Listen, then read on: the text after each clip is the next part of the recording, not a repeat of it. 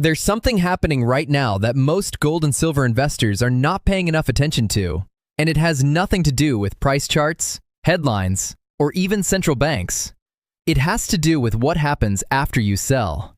Because whether you've already taken profits or you're planning to sell in 2026, there's one thing that can quietly take a big portion of your gains, and that's taxes.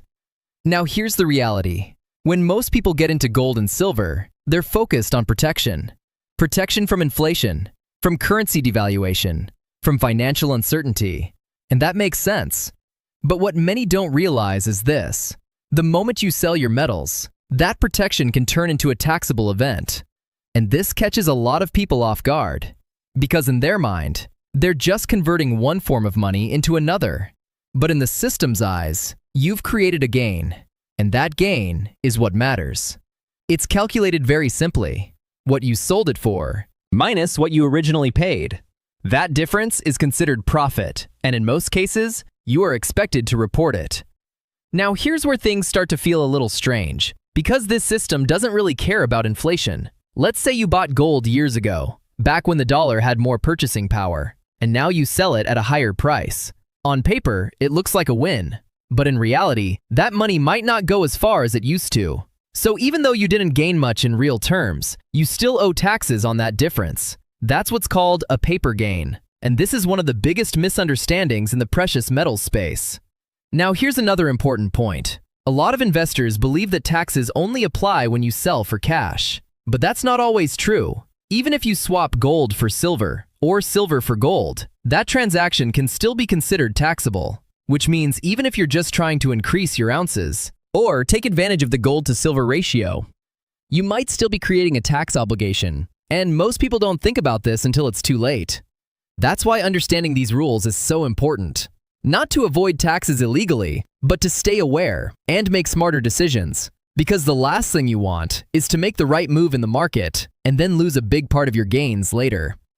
Now here's where things get even more complicated. What happens if you don't have records? Let's be honest, a lot of gold and silver is bought in ways that aren't perfectly tracked. Local coin shops, cash deals, coin shows, peer-to-peer transactions. So if you bought something years ago and now you're selling it, how do you prove what you originally paid? How do you calculate your actual gain? This is where things become a gray area. And it's one of the biggest risks for investors who don't keep documentation. Because without records, you're left guessing. And that's not a position you want to be in, especially if markets continue to move higher and more people start taking profits. Because every decision you make in this market doesn't just affect how much you earn, it affects how much you actually keep. And that's the part most people overlook. If you're finding this breakdown helpful and you want clear, simple updates like this on gold and silver, make sure you subscribe to Gold Silver Updates so you don't miss what's coming next.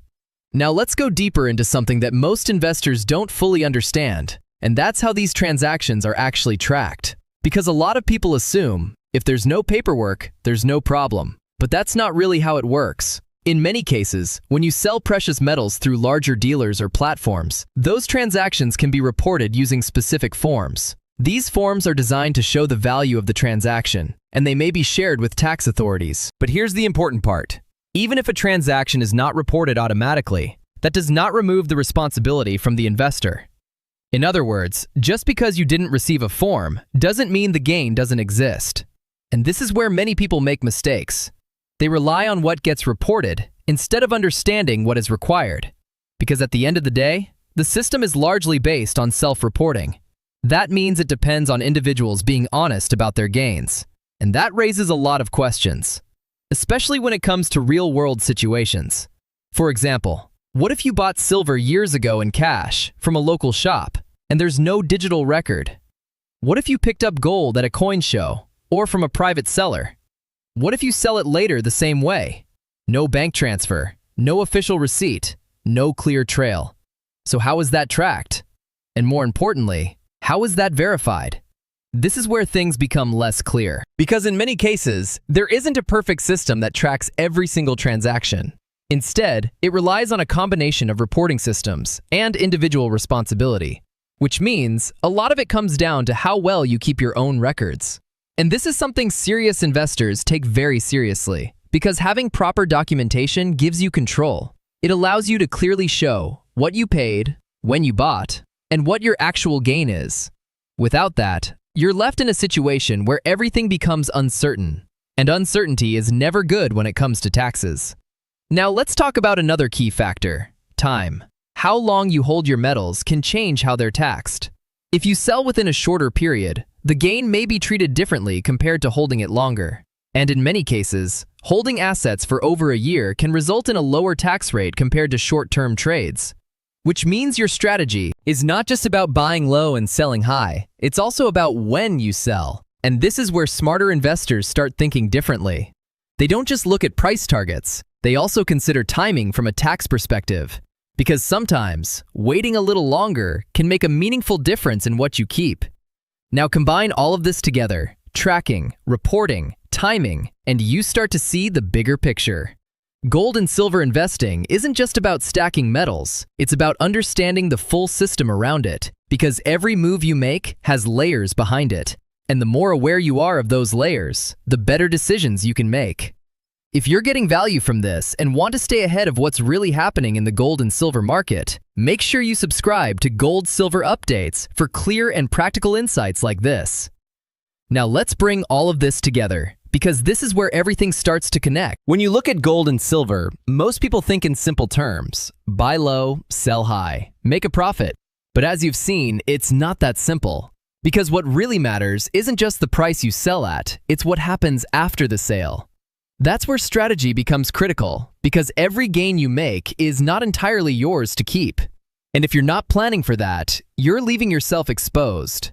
Now think about the bigger picture. We're in a time where gold and silver have already seen major moves. Volatility is high, uncertainty is still in the system, and more investors are entering the space. That means more buying, but also more selling, and every sale creates potential consequences. Now here's something important to understand. The system doesn't adjust for fairness. It doesn't ask whether inflation reduced your real gains. It doesn't consider how long you held your metals emotionally. It simply looks at numbers. Buy price, sell price, difference. That's it. And based on that, it decides what you owe. So the smartest investors don't just focus on stacking metals. They focus on protecting outcomes. They think ahead. They plan their exits carefully. They keep records. They understand timing. And most importantly, they avoid surprises. Because surprises in this space usually come at a cost.